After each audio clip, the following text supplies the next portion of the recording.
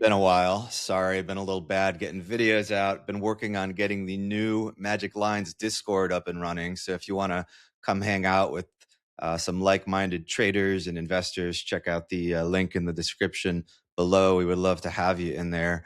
It is free. I give my thoughts in there every day, a little more frequently than here on the YouTubes. Although I'm going to try to get the YouTube content going once we get in a groove with the Discord. At any rate, I want to talk today about NVIDIA because I see a lot of danger in the market here. Full disclosure, I am short NVIDIA. I have been short since around November 25th or so. Let me explain to you what I'm seeing here in the charts, right? So NVIDIA obviously has had a very, very nice run up, just been kind of up only price action. And then we get this sort of consolidation period here. Everything's chill, market's taking a breather. But then the thing that happens next is you get this expansion move up out of the range met with expansion back into the range. Red flag number one, you don't usually want to see a consolidation, expansion back in. Red flag number two, we have earnings right around here. You can see this candle. One of the best earnings calls I've ever heard. The market pumps turbo status after hours. And then what happens on earnings day? Well, we open up here and they just have a one-way candle straight down. And we ultimately close below the pre-earnings price. Red flag number two, the market not only fails to go higher on good news, but it ends up trading lower on that news. Red flag number three, you get a closure on the daily below this series of up close candles that came out of this consolidation. This is a bearish CSD, a bearish change in the state of delivery.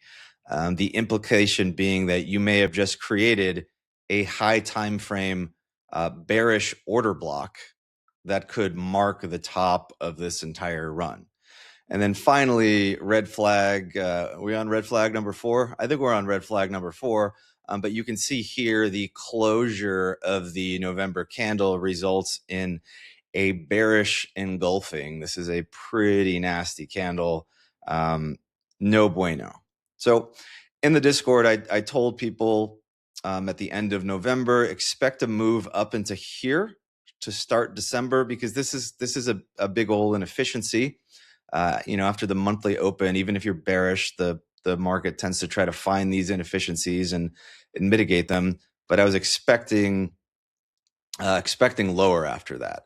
And thus far, the reaction this month has been what I would expect. You can see the tap into that area followed by a bearish fair value gap on the daily. So this is a sign of impulsive selling. Last week's candle gives you a little tag up of that inefficiency before continued expansion downward. It's possible we get like a little bit more of a leg up here or something. But as far as I'm concerned, this is basically cooked, and I am positioned short. If we pop over to the 3-month candles, you can kind of really easily see what I'm talking about here, right? So here's your previous quarterly candle high.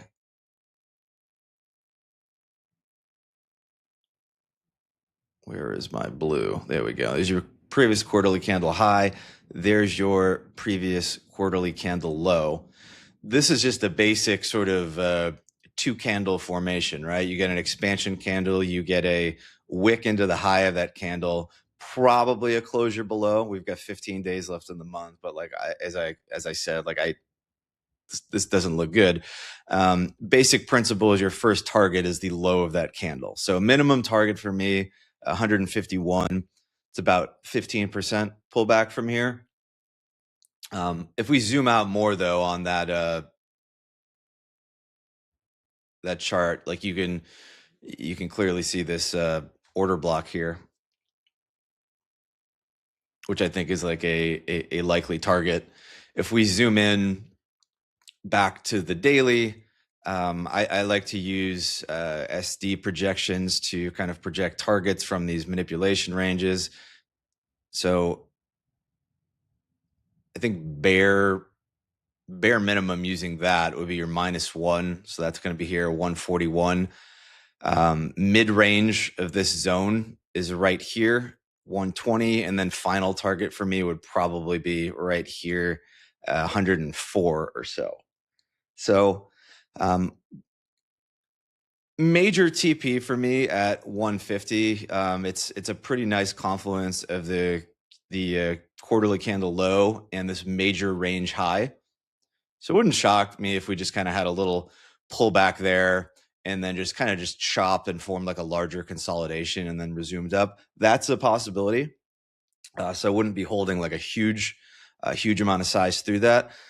But if we lose that, like it's pretty obvious to me we're going at least to 120 and then probably all the way to the origin of the move here at 104. So I'll probably take like half the trade off at 153 or so and then kind of TP the rest on the way down. If you look at the indices, right? You look at NASDAQ. NASDAQ looks pretty weak to me. You've got on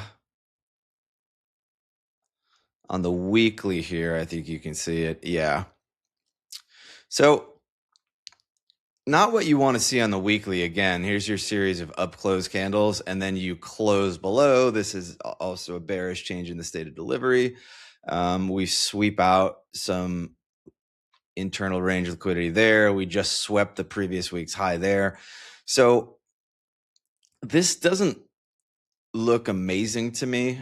And then you can see also like the last month, the November low here. This was a rejection candle, so I'm kind of indifferent on it. But like because this closed red, it wouldn't shock me like if we went for the low here, and this would be a pretty good target, honestly, for like a minor pullback because we do have like a pretty major consolidation there. So we could just kind of sweep out that low and resume upward. But the worst case scenario again is that we kind of pull back towards this zone. Likely, I think just sort of like the range highs of this area. But if things get completely haywire, there's also the same kind of origin area from the tariffs that we've never really gone back to. This would be a pretty nasty pullback, right? This would be 25%. So this is like a tariff tantrum part 2 2026 story, maybe. I'm not calling for that at the moment. I am saying that the NASDAQ looks weak, and I think it looks weak as a result of NVIDIA specifically. So it's a little esoteric as to why it looks weak. Because if you pull up other stocks in the NASDAQ, right, like Google, like this looks really, really, really good. Tesla looks really, really, really good. Looks like we're about to break out. So this is really evident too if you look at something like RTY, the Russell, which does not have NVIDIA in it, right? And we're basically closed above all-time highs. Looks good. You've got YM, which is the Dow Jones, which has NVIDIA, but in a lower weight. And you can see that this chart looks a lot better than the NASDAQ. So it's basically my hope at the moment that the market can kind of keep going higher, even if NVIDIA pulls back.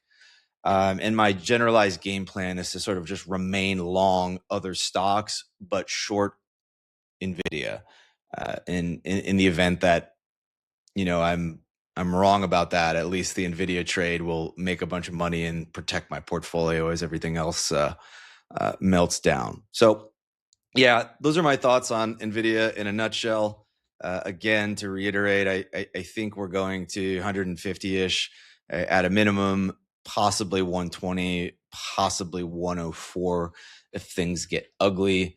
But I think base case for me is this ends up being some sort of chop solidation. We have a little pullback. We tag this range high, and then we resume upward in 2026. But again, for my positioning, because I'm so long other things, it makes sense to me to be short this as a hedge at a minimum. And I just want to call this out as a potential, gray swan, I would call it. If we do start dumping very, very badly into next year, then the signs were there in the charts for sure. Anyway, if you guys liked the video, please give it a like, consider subscribing to the channel, and check out the link to the free Discord below. Would love to have you guys in there. Thank you for watching. Hopefully that was useful. I will see you in the next video.